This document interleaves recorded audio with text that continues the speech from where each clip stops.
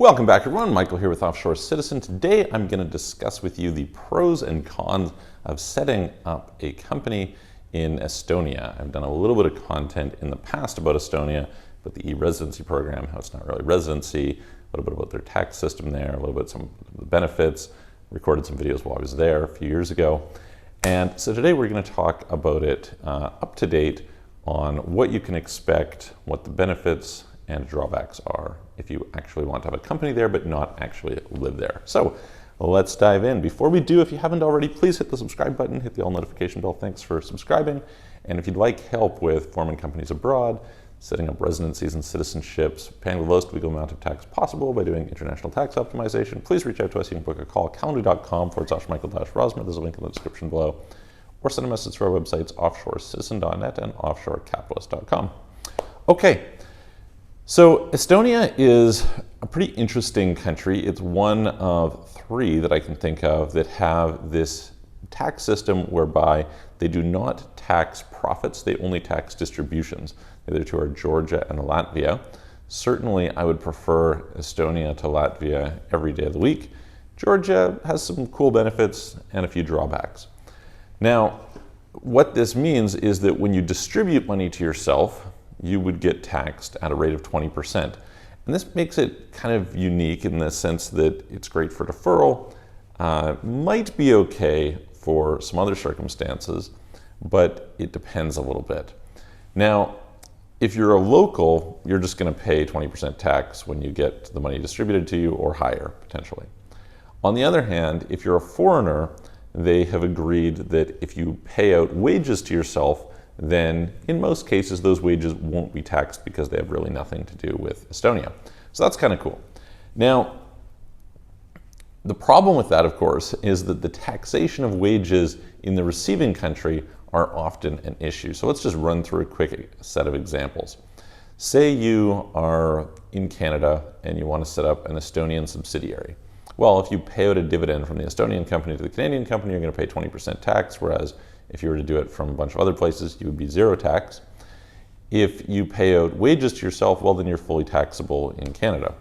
You have something similar in UK, you have something similar in Portugal. Portugal, the dividends received are not taxable, but wages are fully taxable. So country by country, it can make quite a difference whether Estonia is the right place for you or not.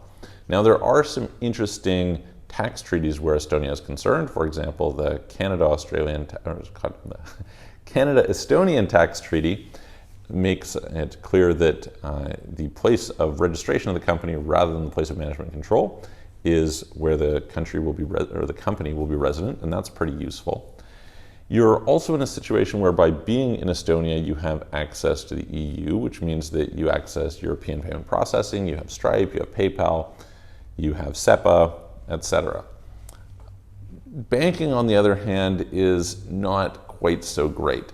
So, of course, you can get all the electronic money institutions, typically, things like TransferWise and various others in Lithuania, etc.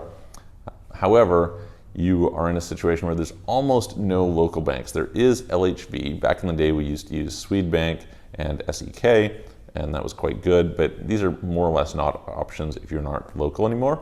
And honestly, even then they would have these restrictions where if you're trying to send more than 100,000 euros a month or stuff like that, then they would restrict you. It's kind of a pain. So generally speaking, not a great place in that regard. LHV Bank, which is like the main bank, or the only bank locally, is not able to deal with dollars. You can only deal with euros. And so you're somewhat hamstrung in that regard. Now, if you're in a situation where those currencies are fine for you, then you're fine. No big deal, right? On the flip side, it's pretty easy to set up the company, pretty easy to maintain the company. In general, Estonia has done a great job of making things efficient and fast, etc. The main complaint that I have with Estonian companies, aside from whether we can navigate the tax situation in a way that is functional for where you're living, and that's very case by case, is you end up with this VAT issue. Now, technically speaking, VAT around the EU, the rules mostly are designed so it's not supposed to matter where the company is, what the VAT consequences are, but in reality, in a bunch of cases it does, and it certainly makes a difference in the reporting. So having to file monthly reports is a little bit of a hassle as compared with a lot of places where you have only annual reports, or in some cases, no reports. So that's even better. Yeah, so those would be the things that I would consider. I find that it's pretty rare that Estonia is the best place for somebody. There are some cases where it is the best. It depends a little bit on, you know, the nature of your business, where your clients are, what you're selling, where you're personally located, etc. And it's a good resource to have in the tool belt. But I would say it's maybe like, I don't know, 5% of cases that I see, maybe less, that Estonia is the best option.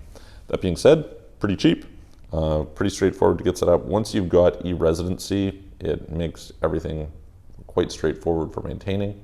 And I think they've done a great job at kind of digitizing their systems as a government and as an economy. And so it's definitely worth considering if the situation applies to you. If you have any questions about it, again, reach out to us. You can either send a message to our website, offshorecitizen.net or offshorecapitalist.com, or book a call with me. And I'm going to look forward to seeing you guys on the next video.